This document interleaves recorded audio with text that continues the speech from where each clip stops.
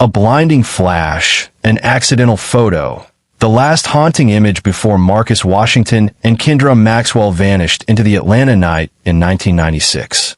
For 28 years, their disappearance remained an unsolved silence, the chilling Polaroid holding the only clue until a chance discovery threatened to expose its long-buried secrets. Welcome back to Minority Struggles, where we share emotional stories that were ignored, erased, or buried. If you're new here, thank you for joining this powerful community. Let us know where you're watching from and what time it is for you right now. We love seeing this family grow across time zones. And if any part of this story hits home for you, drop a comment below. We read every single one. Now, let me tell you what really happened. The Atlanta night air, thick and sweet as molasses from a Georgia summer, wrapped around Marcus Washington and Kendra Maxwell like a soft-spun promise. Even as August neared its end, the city thrummed with an unyielding vibrancy, a symphony of distant car horns, snippets of laughter spilling from open doorways, and the ever-present, almost subliminal bass beat of a metropolis alive and breathing. Tonight, however, the broader city chorus faded to a respectful murmur from Marcus. His entire world, it seemed, was comfortably ensconced within the cool, sophisticated confines of the Blue Note, a haven of clinking crystal, hushed conversations, and the silken sorrows of a live jazz trio. Marcus, at 28, carried the restless energy of an architect on the cusp of something significant. His ambition wasn't a sharp, cutting thing, but rather a broad, warm current that pulled him towards designs that spoke to the soul of the community. Tonight, that current flowed entirely towards Kendra. Seated opposite him, her presence was a balm, a quiet harbor. Kendra Maxwell, a third-grade teacher of 26, possessed a luminous warmth that drew people in effortlessly. Her students adored her, not just for her patience, but for the way she saw the nascent artist or poet in each of them, gently coaxing their timid talents into the light. Her own artistic spirit found its outlet in charcoal sketches she insisted were mere doodles, and poetry she rarely shared but which, Marcus knew, held insightful beauty. You know, Kendra said, her voice a melodic counterpoint to the saxophone's lament, Principal Thompson actually agreed to look at my proposal for the after-school arts club next month. Her dark eyes, the color of rich coffee, danced with a mixture of excitement and nervous anticipation. He didn't even make a face when I mentioned needing supplies for papier-mâché volcanoes. Marcus chuckled, a deep, appreciative sound. That's because he knows you'll turn those volcanoes into a masterpiece, Kenny, and probably teach them the geology of Mount Vesuvius while you're at it. He reached for his Polaroid one step, a charmingly clunky relic even in 1996, but one he'd grown inexplicably fond of. Its magic was in the instant, the tangible memory birthed in 60 seconds. Hold that thought, and that smile. The flash was a soft pop in the ambient glow. Kendra blinked, then laughed, a genuine peal that made the nearby candle flame flicker. Honestly, Marcus, one of these days you're going to have an entire album just to me mid-sentence. The best kind of album, he retorted, carefully placing the emerging photograph on the white linen tablecloth alongside three others. One of Kendra, artfully framed by the restaurant's arched doorway as they arrived, one of their hands clasped over the wine list, and a slightly blurry shot of the saxophonist, lost in his craft. He loved the ritual of it, the way these small, glossy squares made the ephemeral feel permanent. It was a feeling akin to seeing his architectural blueprints solidify into brick and steel. Tonight was special. A quiet marking of the year since they'd found each other at the Inman Park Arts Festival, a serendipitous collision of shared admiration for a local sculptor that had somehow, blessedly, turned into them. There was no formal anniversary, no grand pronouncements, just a mutual understanding that this evening was a milestone, a moment to savor the deepening hues of their connection. The waiter, a man whose bow tie seemed as permanently affixed as his polite smile, delivered their entrees with a flourish. Marcus had chosen the shrimp etouffee, a rich, spicy testament to Creole culinary art, while Kendra had opted for the pan-seared red snapper with a mango salsa that mirrored the vibrant colors of her patterned dress. "So," Kendra began, after a blissful first bite, "this community center you're designing over in the old Fourth Ward? Tell me everything. Is old Mr. Henderson still insisting on a rooftop garden that can also double as a helipad, just in case?" Marcus laughed, the image vivid. "He's toned it down to a very ambitious herb garden for now, thankfully. But yes, the plans are really starting to solidify. We got the grant approval last week, so it's full steam ahead." His eyes took on that focused gleam Kendra recognized, the look he got when he was shaping space, imagining lives unfolding within walls he had yet to build. "I want it to be more than just a building, Kenny. A place that feels like it belongs to everyone, a place that breathes with the neighborhood." She listened, enraptured, not just by the project, but by the passion that animated him.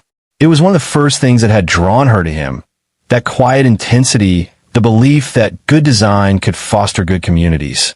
Her own dreams, though on a smaller scale, resonated with his. "That's what I want for the arts club," she mused, "a little sanctuary where kids can just be, explore, make messes, find their own voices without worrying about grades or judgment." Their conversation, like the wine, flowed easily, rich with shared hopes and playful teases. They were two distinct melodies that, when played together, created a harmony more beautiful than either could achieve alone.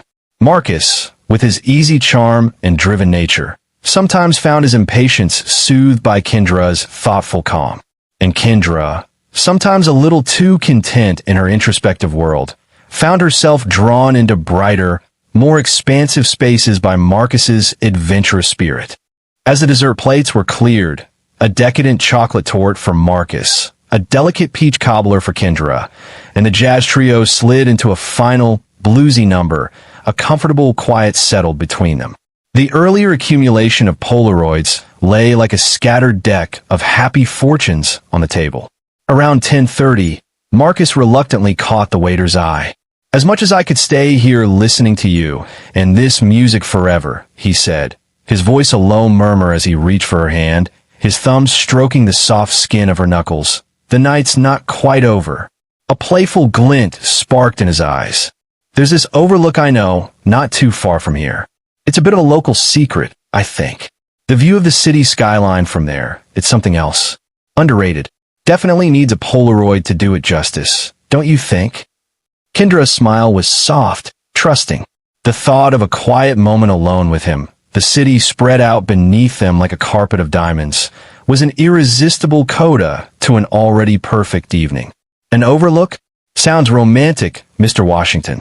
Are you trying to sweep me off my feet all over again?" "Always, Ms. Maxwell," he whispered, his gaze holding hers, full of an affection so profound it seemed to fill the small space between them. "Always." He settled the bill, and a moment later, they were stepping out from the cocoon of the Blue Note's warm light and into the embrace of the Atlanta night.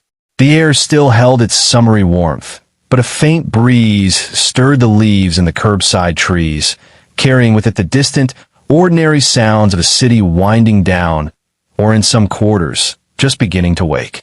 Neither Marcus nor Kendra could have known, as they walked towards his car, their steps light, their hearts full, that this ordinary August night was already veering sharply from its charted course, heading towards an ending that would remain an unwritten, silent scream for decades to come. Marcus's sedan, a reliable if unremarkable four-door, hummed quietly as it navigated the Atlanta streets, leaving the brighter, more populated avenues behind. Kendra watched the city lights begin to thin, replaced by longer stretches of shadow between street lamps. The vibrant pulse of downtown receded, and a different kind of night emerged, one of quieter, older neighborhoods, where the trees lining the roads were larger, their branches weaving a dense canopy overhead, swallowing the moonlight. "Not much further," Marcus said, his voice still holding the cheerful warmth from their dinner at the Blue Note. He reached over and squeezed her hand where it rested on the center console. "The turn-off is a little hidden. That's why it's not usually crowded." Kendra offered a soft smile, though a tendril of unease unbidden and faint, began to curl within her. The earlier ebullience of their anniversary celebration was slowly giving way to the late hours' natural introspection, and the increasing isolation of their route felt unexpectedly stark. She trusted Marcus implicitly, his enthusiasm usually infectious, but the way the houses had dwindled, replaced by darker patches of overgrown lots and the occasional looming silhouette of a forgotten commercial building, pricked at a primal sense of caution. He, however, seemed oblivious, humming along to a phantom jazz tune, his mind likely already framing the perfect skyline shot for his Polaroid. The turn-off, when they reached it, was indeed inconspicuous. A narrow, unpaved track angling upwards, barely visible between a rusted chain-link fence and a thicket of untamed kudzu. The car bumped gently as Marcus guided it onto the rougher surface, the headlights cutting a swathe through the darkness, illuminating a tunnel of dense foliage.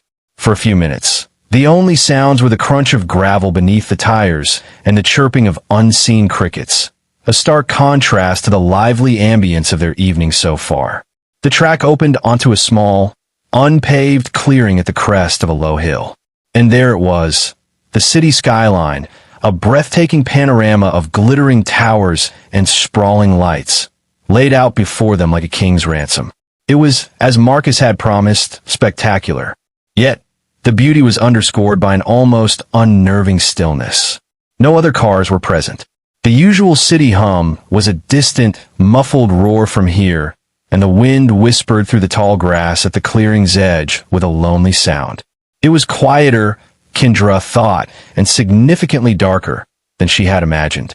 "What did I tell you?" Marcus said, his voice full of pride as he switched off the engine. The sudden silence that enveloped them was profound. He unbuckled his seatbelt, already reaching for the Polaroid on the back seat. "Perfect, right? One last shot for the collection." Kendra nodded, trying to shake off the strange apprehension that had settled upon her. "It's beautiful, Mark. Truly." As Marcus retrieved the camera, fumbling slightly in the dim interior light provided by the dashboard, a flicker of movement at the edge of the clearing caught Kendra's eye. Her breath hitched. "Mark," she whispered, her voice barely audible. "Did you see that?" Before Marcus could respond, before he could even fully turn, the car door beside him was wrenched open. A figure filled the space, large and shadowed, the glint of something metallic briefly catching the distant city glow. "Don't move. Don't scream," a harsh voice commanded, low and gravelly, a voice that held no room for negotiation. Terror, cold and absolute, seized Kendra. Another shadow materialized at her own door, yanking it open with such force the car rocked. Marcus, reacting instinctively, raised the Polaroid camera as if to ward off a blow, his other hand reaching for Kendra.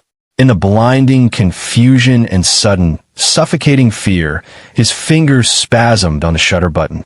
The flash erupted, a startling, instantaneous supernova in the oppressive darkness, momentarily etching the scene in stark, nightmarish relief.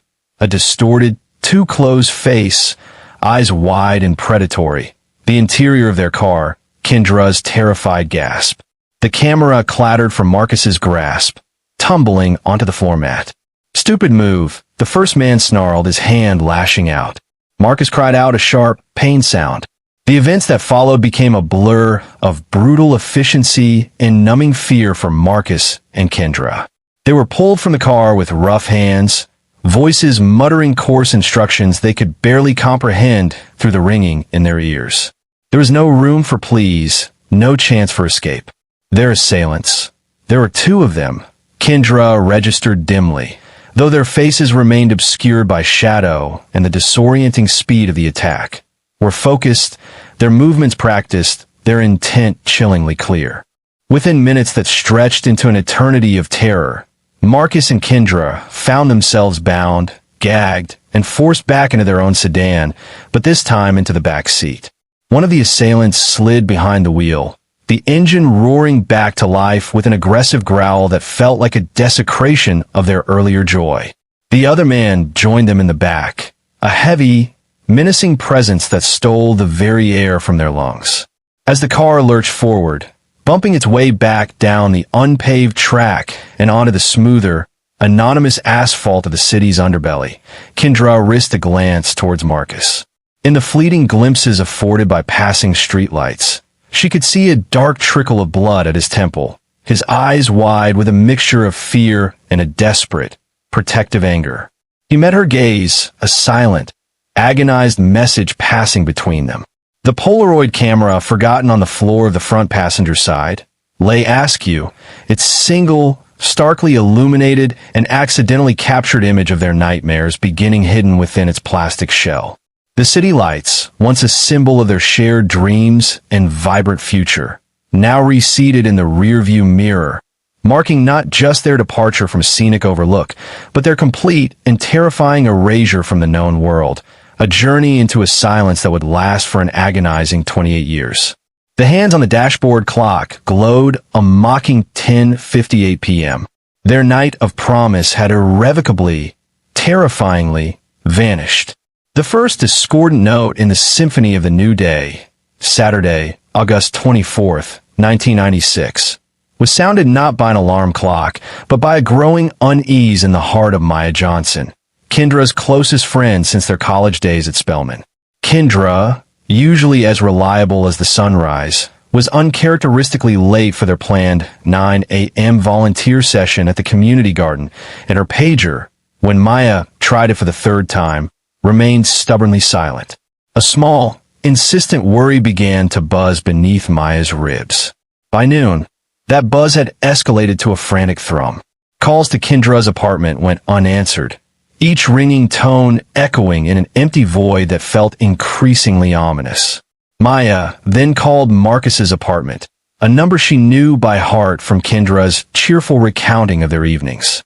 Again, only the hollow promise of an answering machine. She knew about their anniversary dinner at the Blue Note. Kendra had been bubbling with excitement about it all week. They were supposed to be basking in the afterglow, not disappearing into thin air. Simultaneously, across town, Jamal Washington, Marcus's younger brother by 5 years and an engineering student at Georgia Tech, was experiencing a similar cold dread. Marcus, meticulous and organized to a fault, had missed their standing Saturday morning call, a ritual as ingrained as their shared love for an often losing Falcons football team. His pager, too, was a black hole. Jamal, more pragmatic than overtly emotional, tried to rationalize. Perhaps Mark's pager battery had died. Perhaps they'd had such a good time they'd simply overslept, lost in each other. But the explanations felt thin, threadbare against the weight of Marcus's ingrained dependability. By late afternoon, Maya and Jamal, having connected through a flurry of increasingly anxious calls to mutual acquaintances, stood before the locked door of Marcus and Kendra's shared apartment in Virginia Highland. A spare key, which Kendra had given Maya for emergencies only, felt leaden in Maya's trembling hand. The apartment, when it finally pushed the door open, was still, silent, and unervingly normal. A half-finished cup of coffee sat on the counter. Kendra's favorite oversized cardigan was draped over a chair. Marcus's architectural sketches lay neatly stacked on his drafting table. There was no note, no sign of hurried departure, no indication of anything other than two people expecting to return to their lives. The only thing truly out of place was their absence. The call to the Atlanta Police Department was made with a heavy sense of unreality. The initial officer who took the report at the local precinct was polite but palpably unconcerned. Young couple, out late celebrating. They often turn up after a day or two. Need some space, you know, he'd offered, a weary platitude that felt like a dismissive pat on the head to their raw fear. Jamal, trying to remain calm but feeling a surge of frustration, emphasized Marcus's responsible nature, his demanding job. Maya spoke of Kendra's unwavering commitment to her students, her deep roots in the community. This, the families would later reflect, was perhaps the first subtle manifestation of the city's institutional inertia, the minority struggles theme beginning to cast its long shadow. Would the response have been different, more urgent, if Marcus and Kendra had looked different, lived in a different part of town? It was a question that would haunt them, an unspoken accusation hanging in the stale air of waiting rooms and unanswered calls. The first few days were a maelstrom of frantic activity driven by the families and friends. Flyers bearing smiling photos of Marcus and Kendra, one taken by Marcus himself with his Polaroid at a recent barbecue, were hastily printed and plastered on every lamppost, shop window, and community notice board they could find. Volunteers, mobilized through church groups and neighborhood associations, fanned out, retracing potential routes, their hope a fragile shield against the encroaching dread. The police investigation, meanwhile, proceeded at what felt like a glacial pace. Detectives interviewed Maya, Jamal, colleagues from Marcus's firm, teachers from Kendra's school. Everyone painted the same picture: a happy, stable, loving couple with everything to live for. The theory that they had simply run off began to fray, even for the most cynical officer, yet tangible leads remained elusive. Then, for agonizing days after their disappearance, Marcus's sedan was found, not near the scenic overlook he'd mentioned to Kendra. A detail Jamal had belatedly, painfully remembered Marcus musing about weeks prior as a potential romantic spot, but in a desolate, weed-choked parking lot behind a disused tire factory in an industrial pocket southwest of the city. The car was locked. Its exterior bore no obvious signs of damage, but the interior told a more chilling story. It had been wiped down with an almost clinical precision, erasing any clear fingerprints or trace evidence. A few loose coins lay in the ashtray, a forgotten map in the glove compartment, but nothing that spoke of Marcus or Kendra's recent presence, save for the faint, lingering scent of Kendra's jasmine perfume. A ghostly olfactory fingerprint that tore at Maya's composure when she was allowed a brief, heartbreaking glimpse. Crucially, Marcus's beloved Polaroid camera, the one he'd surely had with him on their anniversary date, was gone. So were the photos he'd undoubtedly taken, those last captured moments of their joy. This absence was a blow, not just for the lost sentimental value, but for the lost evidence, images that might have held a clue, a face, a location. Local news picked up the story, but it was a fleeting mention, a headline sandwiched between city council disputes and sports updates. Local couple missing, car found abandoned. The coverage was factual, but lacked the sustained, high-profile urgency that other, different missing persons cases sometimes garnered. Their faces, bright and full of life on the flyers, seemed to fade too quickly from the public consciousness. As 1996 bled into 1997, the investigation, starved of new leads, visibly slowed. Detectives offered reassurances, but their attention was clearly being pulled towards fresher, more solvable crimes. The active search transitioned into the grim, bureaucratic reality of a cold case file in waiting. For the families of Marcus Washington and Kendra Maxwell, however, there was no such transition. They were left suspended in an unbearable limbo, caught between the fading echo of hope and the rising tide of a grief that had no body to mourn, no answers to anchor it. The questions, where were they, what had happened on that dark overlook, who was responsible, and why, became a relentless, silent torment, the unanswered beginning of a story that the city, it seemed, was already starting to forget. The years that followed Marcus and Kendra's vanishing did not so much march as they seeped away, each day a slow drip into the vast, silent pool of the unsolved. The vibrant, raw wound of 1996 scabbed over. Yet beneath it, for those who had loved them, the pain remained an ever-present ache, a phantom limb of grief. In the official annals of the Atlanta Police Department, their disappearance transitioned from an active investigation to a cold case, their names joining a long, somber list of the city's lost and unaccounted for. File boxes thickened with reports from other, newer tragedies, and the one labeled Washington/Maxwell was relegated to a shelf in a climate-controlled archive, a silent testament to a night that had swallowed two bright futures whole. Jamal Washington, Marcus's once pragmatic younger brother, found his life irrevocably rerouted. The straightforward path he'd envisioned through engineering now had a permanent, shadowed detour. Every unsolved crime he heard about, Every unidentified body discovered sent a fresh spike of anxiety through him. He became a reluctant archivist of his brother's life, preserving Marcus's architectural drawings, his collection of jazz records, even the faded Polaroid photos Marcus had taken before that final, fateful date. Images of a life brimming with promise, now imbued with an unbearable poignancy.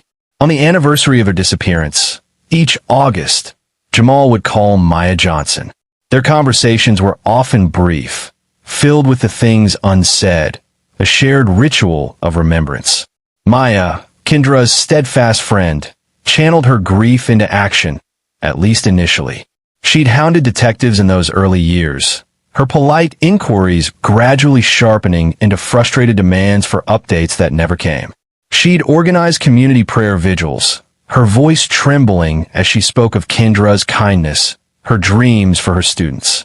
But as years turned into a decade, then, too, Maya's outward efforts grew quieter.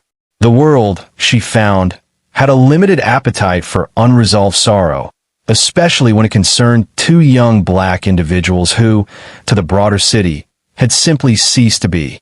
The minority struggles theme, a subtle undercurrent during the initial investigation, became, for Maya and Jamal, a stark, undeniable reality. They watched, with a pain that was both personal and collective, as other cases, often involving different demographics, received sustained media attention, dedicated task forces, and national pleas, while Marcus and Kendra's story seemed to fade into the city's historical wallpaper, their value seemingly less than. The Atlanta Marcus and Kendra had known transformed around their absence. The old Fourth Ward, where Marcus had dreamed of building his community center, gentrified with breathtaking speed, trendy boutiques, and expensive condos rising from the bones of the old neighborhood. The skyline they'd admired on that August night grew taller, more dazzling, punctuated by cranes that sketched new futures against the Georgia sky. Technology, too, leaped forward. Pagers gave way to cell phones, then smartphones. The internet exploded, birthing social media, a digital town square where stories could be shared globally.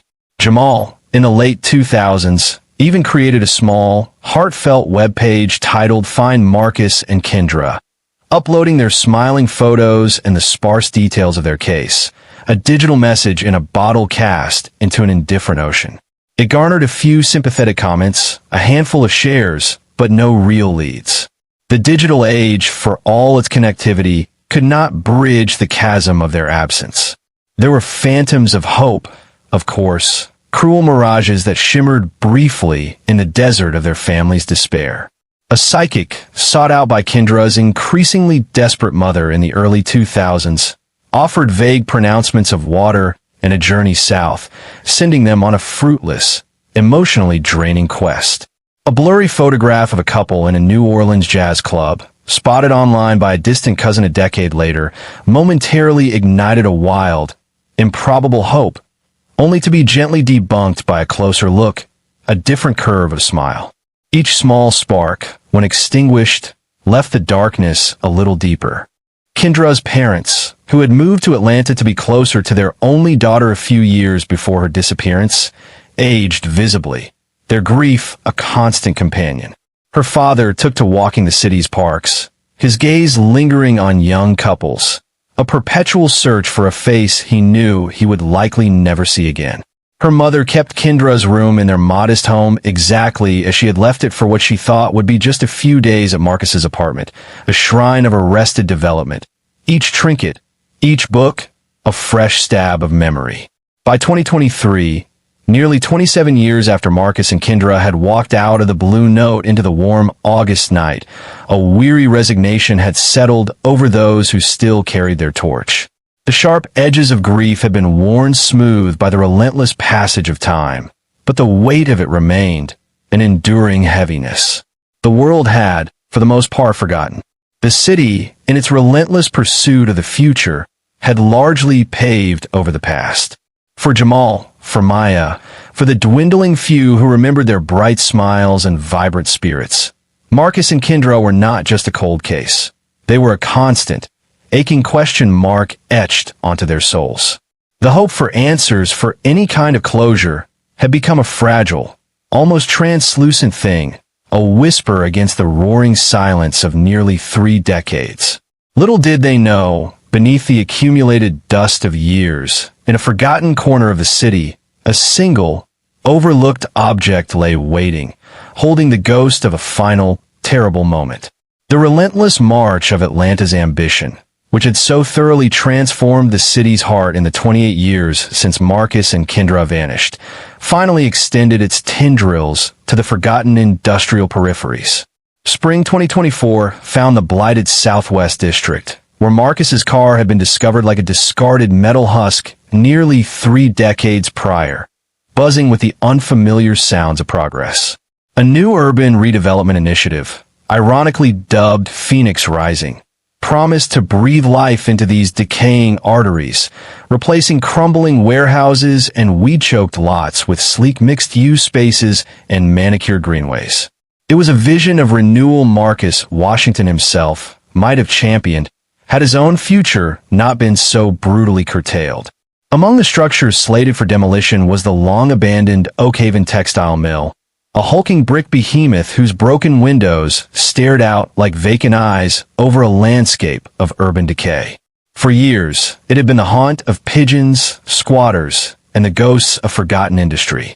Now, a demolition crew, tasked with the initial clear-out before the wrecking ball arrived, moved through its cavernous, dust-choked spaces.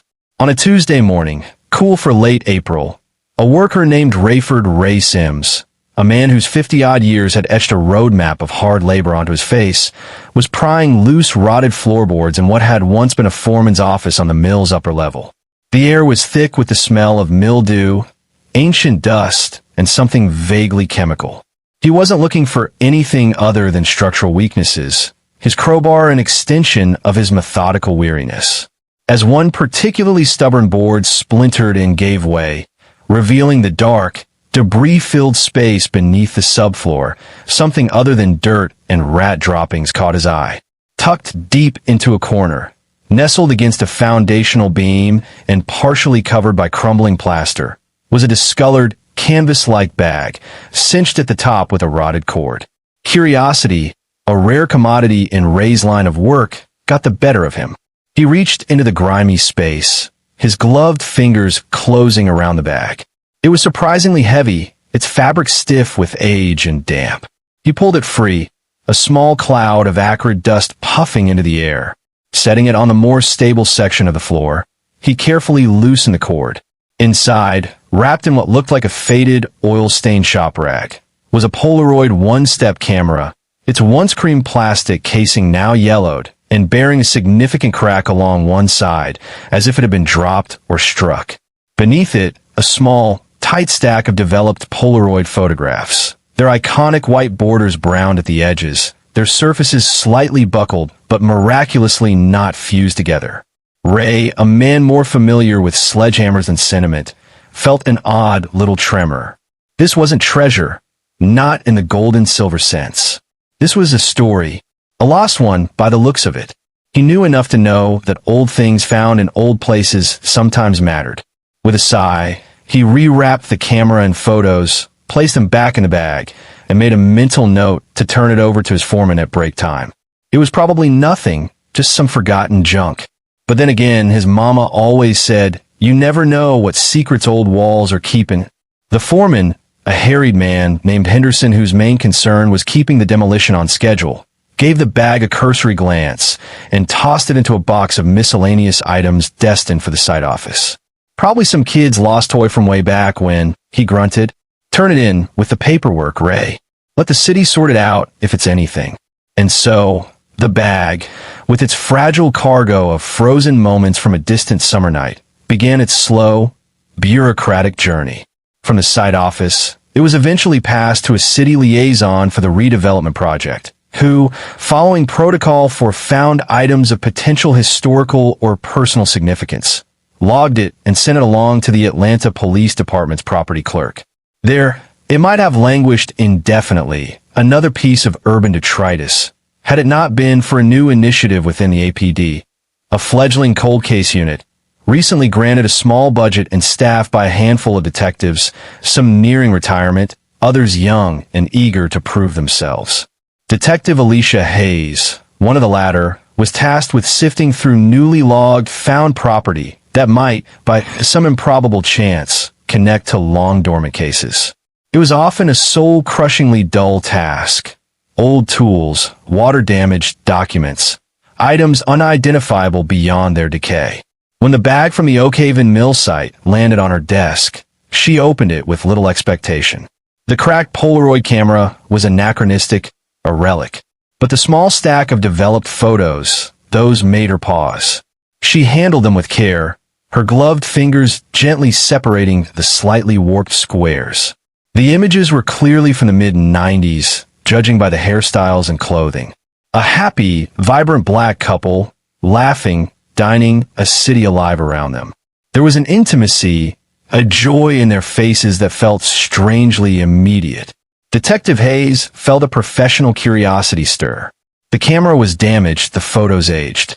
Why hide them so carefully, only to abandon them in such a place?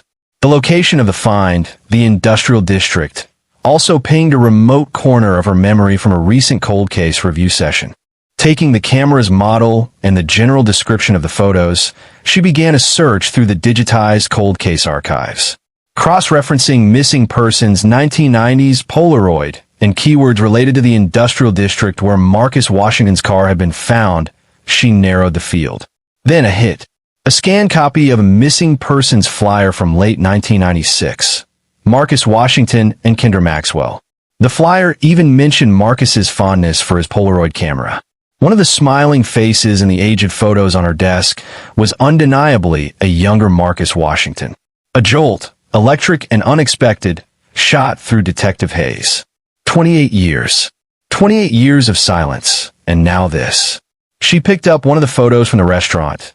Marcus and Kendra beaming, their heads close together, the future seemingly laid out before them like the fine meal on their table. It was, she knew with a sudden, chilling certainty, more than just a lost camera. It was a voice from the grave, a whisper from a night that had gone terribly wrong. The dust of decades was stirring, and with it, the fragile, almost forgotten hope for answers. The first order of business, she determined, would be a meticulous examination of every single photograph in that stack. The small, climate-controlled evidence room in the Atlanta Police Department's cold case unit felt miles and decades removed from the sun-drenched optimism of August 1996. Detective Alicia Hayes, flanked by her senior partner, the grizzled and methodical Detective Frank Rourke, laid out the small stack of aged Polaroid prints on a clean, sterile surface.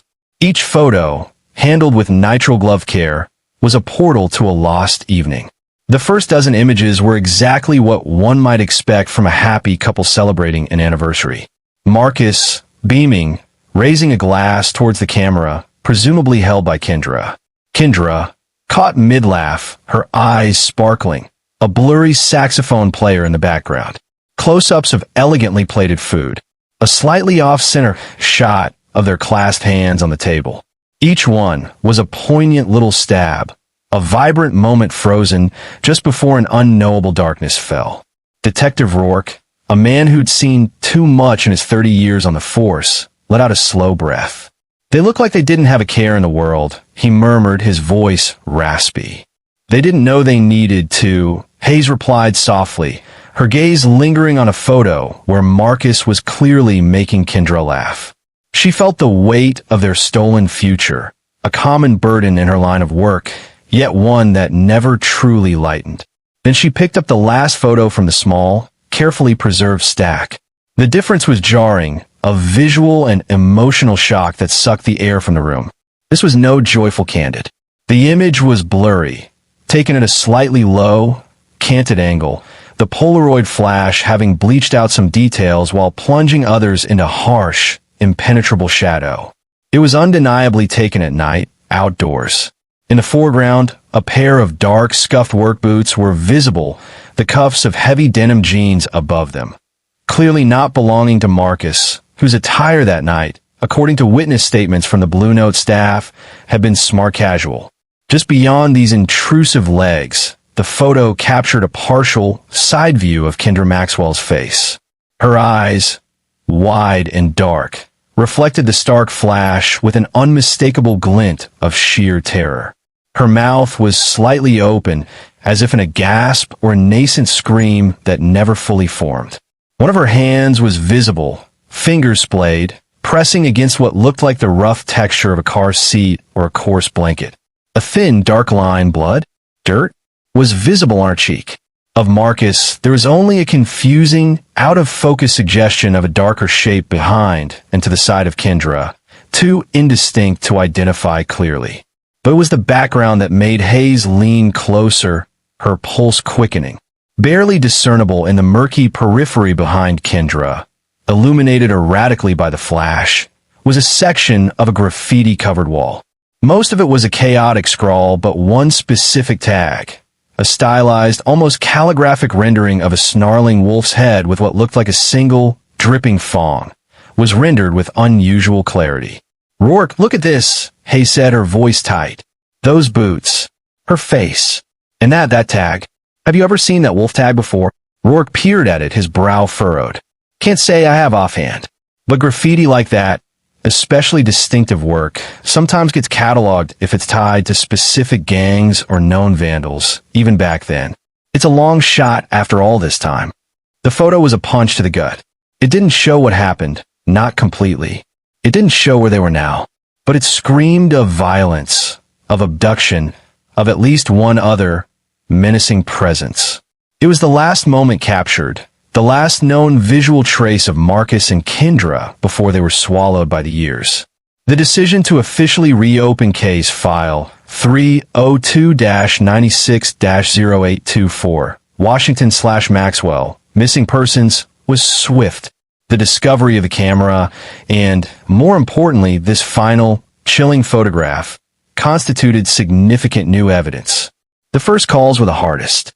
Detective Hayes, chosen for her calm demeanor, spoke first to Jamal Washington, then to Maya Johnson. The news was delivered gently, but directly. New evidence had been found. A camera. Photographs. Jamal, now a man in his early 50s, his voice gravelly with years of suppressed grief and frustration, was silent for a long moment before asking, his voice thick with emotion. Are they in the pictures? The last ones. Maya's reaction was a quiet cascade of tears, followed by a fierce, trembling hope that terrified her even as it bloomed. They had lived with the not knowing for so long. The prospect of answers, however grim, was a seismic shift. The Atlanta Police Department, under a new commissioner keen on improving community relations and addressing historical shortcomings, treated the reopened case with a gravity that might have been absent in 1996. The minority struggles theme, while not explicitly invoked by the department, hung in the air for Jamal and Maya.